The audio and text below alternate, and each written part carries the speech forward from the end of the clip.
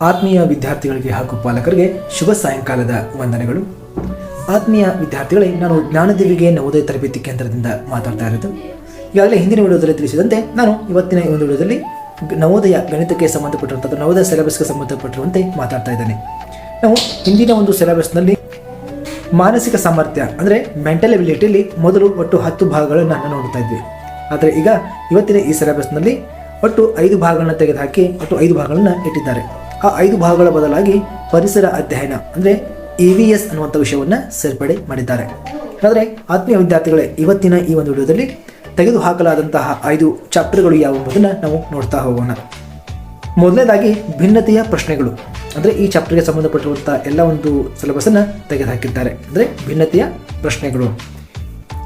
ಎರಡನೇದಾಗಿ ಸಮರೂಪತ್ವದ ಪ್ರಶ್ನೆಗಳು, ಇದು ಮೆಂಟಲ್ ಎಬಿಲಿಟಿಗೆ ಸಂಬಂಧಪಟ್ಟಿರುವಂಥ ಚಾಪ್ಟರ್ಗಳು.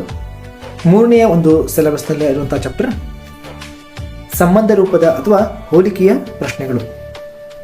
ಇನ್ನು 4ನೆಯ ಒಂದು ಚಾಪ್ಟರ್ ಕಾಗದದ ಮಡಿಕೆಯ ಚಿತ್ರಗಳು.